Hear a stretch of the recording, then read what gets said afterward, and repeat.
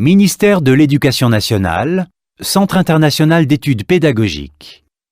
DELF niveau B2 du cadre européen commun de référence pour les langues, épreuve orale collective. Vous allez écouter plusieurs documents.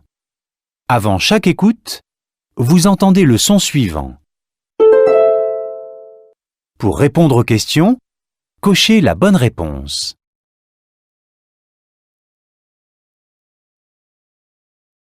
Vous allez écouter 2 fois un document. Vous écoutez une émission à la radio. Lisez les questions. Écoutez le document, puis répondez.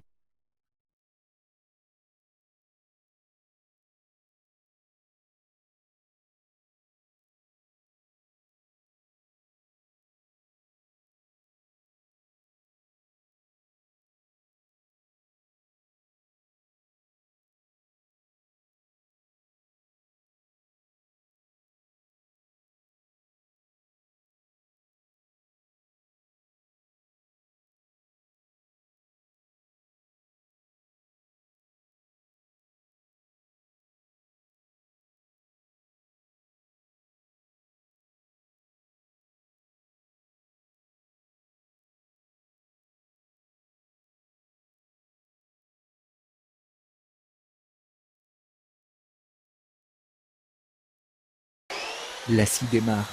Les enfants prennent les outils. Une dizaine d'entre eux, âgés de 11 à 14 ans, sont venus s'initier cet après-midi au métier de l'artisanat. Les bénévoles de l'association L'Outil en main, des artisans à la retraite, transmettent leur savoir et leur technique pour susciter des vocations. Jules a 11 ans et il pense déjà suivre l'héritage familial.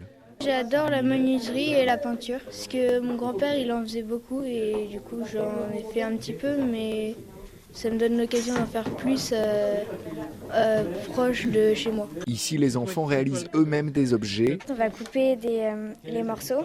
Un atout revendiqué par Tamar Montillo-Joyel, ancien élève bénéficiaire et désormais administrateur de l'association en Île-de-France. Les ateliers qu'on fait rendent les choses concrètes pour eux. Voilà, ils sont vraiment dans de la concrétisation de projets et ils se rendent compte qu'ils sont capables de produire les choses, voilà, et qu'ils peuvent être indépendants dessus. Je suis un peu agacé de voir que dans les systèmes d'enseignement classiques, on n'encourage pas assez l'élève à prendre conscience de ce dont il est capable de faire, même en théorie, pas qu'en pratique. Et cette méthode est efficace. Tamar est diplômé de l'école Boulle, meilleur apprenti de France, et un de ses anciens camarades de l'outil en main est devenu récemment meilleur ouvrier de France. Des parcours inspirants et des jeunes intéressés. C'était plutôt marrant. Ok. Les doigts ils tremblaient, donc c'était quand même un peu dur, mais c'était marrant. Et j'aimerais bien refaire. Un relais accompli alors que la plupart des artisans âgés de plus de 60 ans vont devoir passer la main. Une préoccupation bien réelle pour Francis Bussière, président de la Chambre des métiers Paris-Île-de-France. La transmission d'entreprise, évidemment la transmission des métiers est fondamentale dans notre ADN de chambre de métier de l'artisanat. Eh bien, sur l'Île-de-France, nous avons 40 000 entreprises dont les dirigeants ont plus de 60 ans et sur Paris spécifiquement. Donc c'est dire qu'il y a un enjeu considérable et que nous allons nous aussi bien sûr accompagner avec la région, tous les acteurs de l'entreprise sur la région et en France. Attirer des jeunes reste donc un impératif. Aujourd'hui, en Île-de-France, la création d'une entreprise artisanale se fait en moyenne à 39 ans.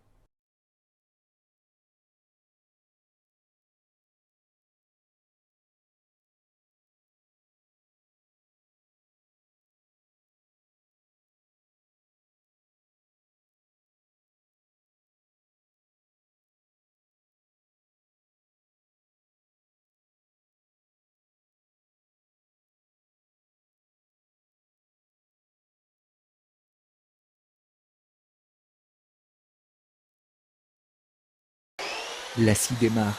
Les enfants prennent les outils. Une dizaine d'entre eux, âgés de 11 à 14 ans, sont venus s'initier cet après-midi au métier de l'artisanat. Les bénévoles de l'association L'Outil en main, des artisans à la retraite, transmettent leur savoir et leur technique pour susciter des vocations. Jules a 11 ans et il pense déjà suivre l'héritage familial. J'adore la menuiserie et la peinture, parce que mon grand-père il en faisait beaucoup et du coup j'en ai fait un petit peu, mais ça me donne l'occasion d'en faire plus proche de chez moi. Ici, les enfants réalisent eux-mêmes des objets, On va couper les morceaux. un atout revendiqué par Tamar Montillo-Joyel, ancien élève bénéficiaire et désormais administrateur de l'association en Île-de-France. Les ateliers qu'on fait rendent les choses concrètes pour eux.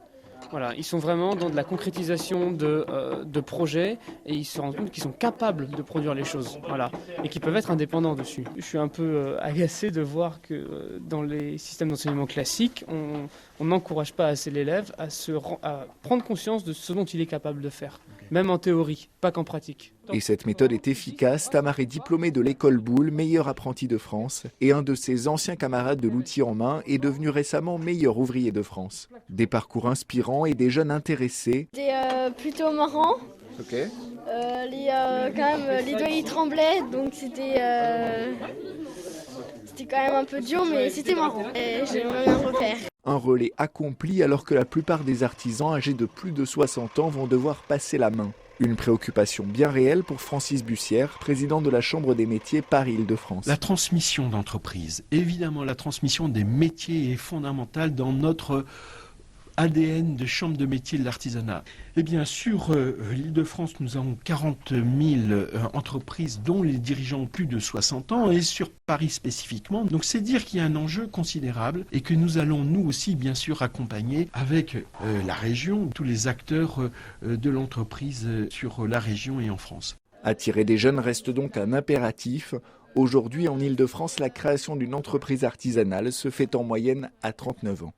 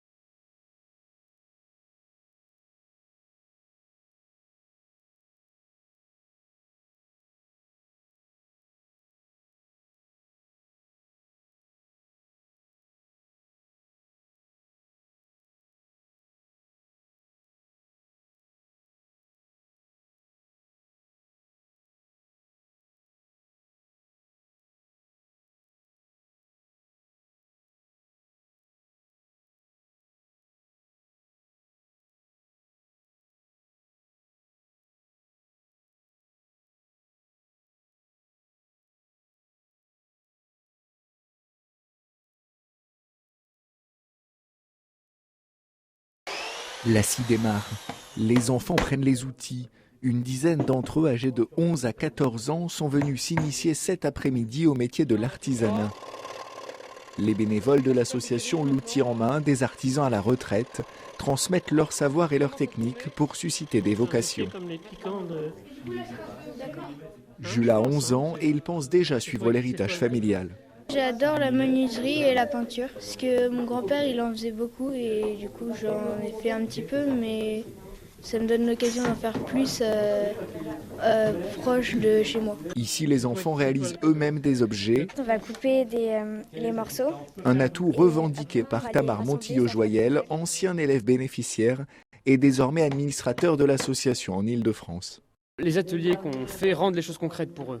Voilà, ils sont vraiment dans de la concrétisation de projets et ils se rendent compte qu'ils sont capables de produire les choses, voilà, et qu'ils peuvent être indépendants dessus. Je suis un peu agacé de voir que dans les systèmes d'enseignement classiques, on n'encourage pas assez l'élève à prendre conscience de ce dont il est capable de faire, même en théorie, pas qu'en pratique. Et cette méthode est efficace. Tamar est diplômé de l'école Boulle, meilleur apprenti de France, et un de ses anciens camarades de l'outil en main est devenu récemment meilleur ouvrier de France. Des parcours inspirants et des jeunes intéressés. C'était plutôt marrant.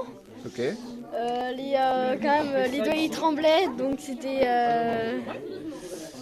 quand même un peu dur, mais c'était marrant. Et j'aimerais bien refaire. Un relais accompli alors que la plupart des artisans âgés de plus de 60 ans vont devoir passer la main. Une préoccupation bien réelle pour Francis Bussière, président de la Chambre des métiers Paris-Île-de-France. La transmission d'entreprise, évidemment la transmission des métiers est fondamentale dans notre ADN de chambre de métier de l'artisanat.